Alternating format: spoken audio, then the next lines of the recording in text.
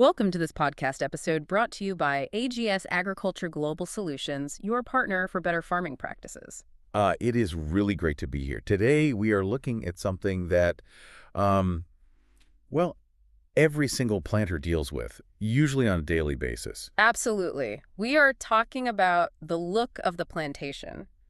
You know the feeling, you walk into a field and it looks like a park. Oh, yeah, the trunks are perfectly clean. The circles are swept and you can see straight through the rows because, well, the fronds have been trimmed back so aggressively. It looks managed. It looks professional. Exactly.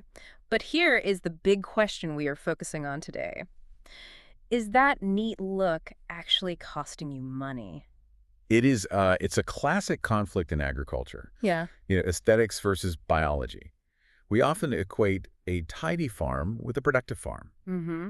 But the oil palm tree might strongly disagree with our definition of tidy. It really might. So we are discussing a study today that suggests you might literally be cutting away your profits with your chisels. Yeah, the paper is titled, Palm Wine and Fruit Yield Responses of Oil Palm Trees to Pruning Frequency and Season in the Rainforest Ecology of Southern Nigeria. Published by Ubi and colleagues back in 2018. Now, before anyone hits pause and says, wait, Nigeria, I am farming in Malaysia. Right, let's address that immediately. Let's address the elephant in the room. Yeah. Yes, this study was conducted in West Africa about 6 years ago now. And obviously the soil composition is different there. Exactly. The soil is different, and the rainfall patterns vary slightly from what you see in Johor or Sabah. What?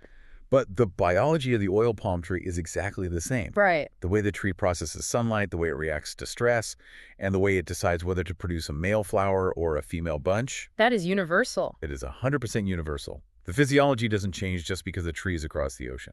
So the findings regarding leaf management in this 2018 report are completely applicable to Malaysian smallholders facing similar tropical conditions. And we believe the facts presented there are still totally applicable to the realities right now.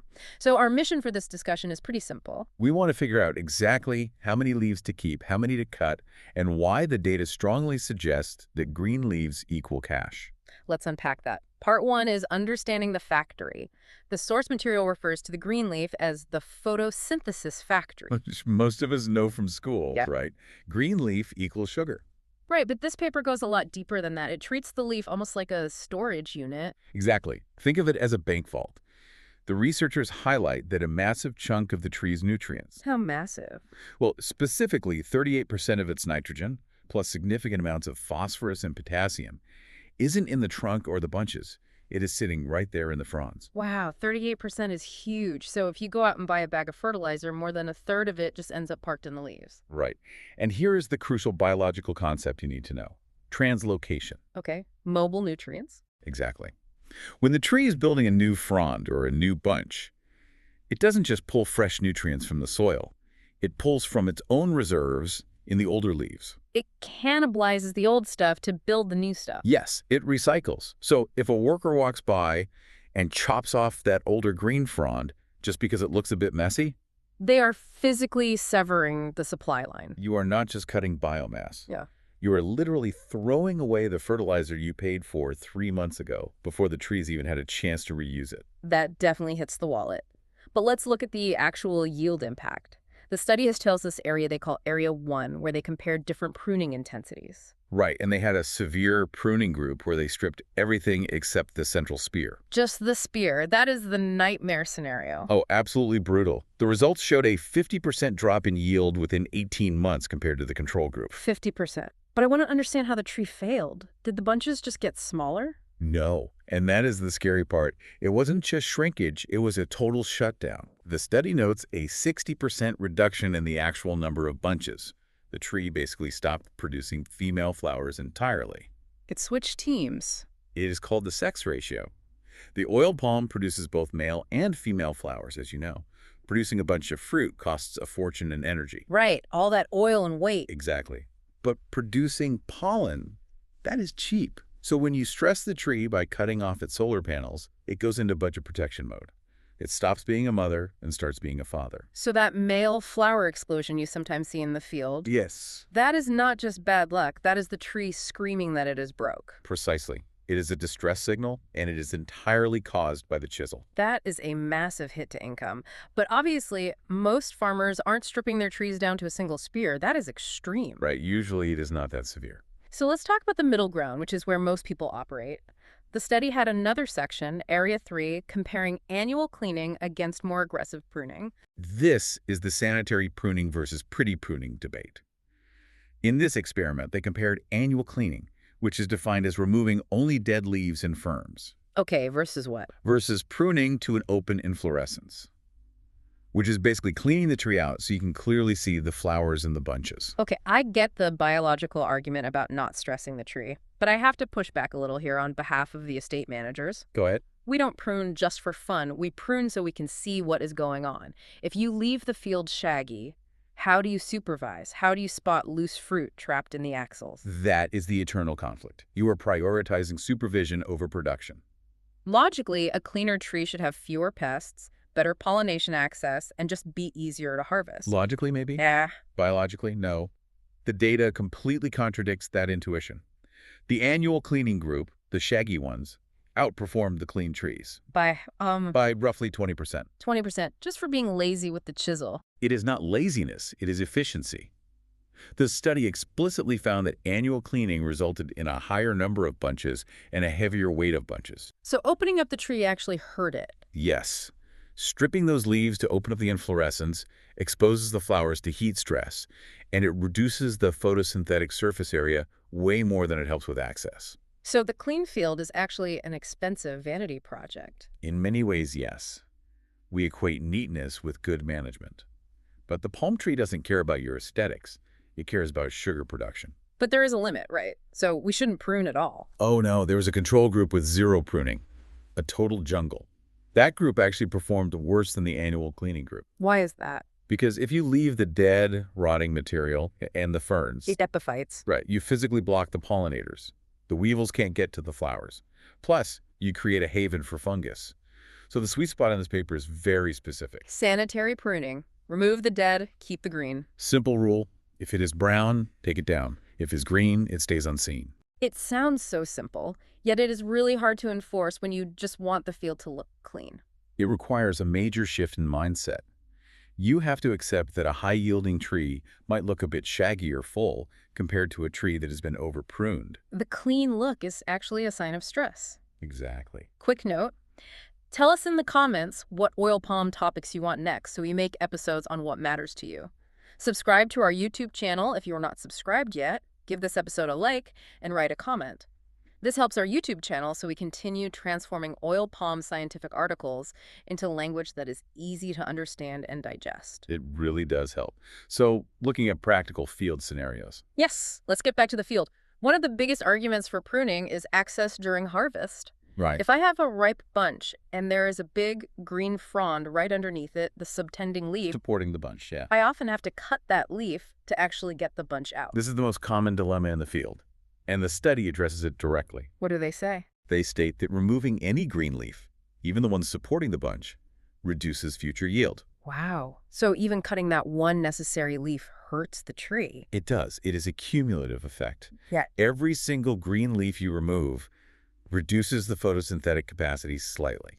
But obviously, we have to be practical here. Of course, if you cannot physically remove the bunch without cutting the frond, you have to cut the frond. You can't just leave the prop to rot on the tree. Right. You need to sell the fruit to make money. But the actionable advice here is that you should view that cut as a tax. You are paying a small yield tax to get that bunch out. So minimize the tax. Exactly. If you can use a narrower chisel or harvest from a slightly different angle to save that frond, you should do it. And definitely don't cut extra green leaves just to make it look nice after you get the bunch out. Absolutely not. Do not volunteer to pay more tax than you have to. Cut only what is absolutely critical for extraction. That makes total sense. Now, what about young palms, say trees between age 2 and 10? Oh, this is a big one. Because I see a lot of farmers pruning trees that are only 3 or 4 years old. They want to lift the canopy or make it easy to walk around the base. The source is very strict on this finding. It is technically not advisable to remove any green leaves from the age of 2 years until about 10 years. Until 10 years old. That sounds almost impossible. If you don't prune a 5-year-old tree, it is going to look like a massive bush. And that is exactly what you want, a bush. Really? Yes. Young palms need every single square inch of solar panel they can get to build their trunk and their root system. But how do you harvest a bush? The study mentions the importance of using suitable tools. This means using appropriate long-handled chisels or sickles that can just slip in and take the bunch out without hacking off the supporting green fronds. So if you have a 5-year-old tree and you are skirting it, Trimming the bottom green leaves just to lift the crown. right, so you can see the base better, you are actively hurting its growth. You are severely stunting it. You are reducing the trunk diameter and slowing down its overall development. The strict rule here is a total ban on cutting green fronds on trees under 10 years old. Only take the dead, dried-up material. If it is green, it stays. Period. There is one more really tricky finding in this report that I think traps a lot of farmers. It is about this thing called the yield spike. Ah, yes. The counterintuitive finding regarding replanting experiments. Right, where they pruned old palms severely before felling them. Because if you are a farmer and you prune hard and 2 months later you see a bumper crop. You're going to think, great, the tree loves this. Exactly, it feels like a win. But you need to understand the biology of why that yield spiked. The study suggests it is basically a panic dump. A panic dump. Yeah. When you remove all those leaves, the nutrients that were supposed to go to leaf maintenance are suddenly homeless. The tree diverts all those resources into the developing bunches as a last-ditch effort to reproduce. Because it thinks it might die. Right. It is clearing out the inventory because the factory's on fire. That is a great way to visualize it. But what happens after that spike? The data shows a severe crash, a serious decline from which the palms eventually recovered after a very long time. Or in some cases, they didn't recover at all. So that yield spike is an illusion. It is a short-term gain that severely damages the tree's long-term health. It is like taking out a very high-interest loan. And the repayment period is 18 months of sterility. Exactly. After that initial spike, the tree shifted right back into that male cycle we talked about. They just went on strike. It is a dangerous trap. It totally explains why some people swear by heavy pruning. They are just looking at the immediate reaction, not the 18-month consequence. And farming is a long game. If Yeah. you look at the total tonnage over the year. Speaking of tonnage, let's translate this science into direct economic impact. The study measures yield in tons per hectare. Right. When we look at the difference between the severe pruning and the annual cleaning groups, the discrepancies are massive. How far down did the severe pruning plots drop? Yields drop to as low as maybe 1.1 or 1.5 tons per hectare in some years during the recovery phase. Meanwhile, the control and sanitary plots were holding steady. That is a devastating drop. It is. Fewer bunches and lighter bunches mean significantly less tonnage at the mill.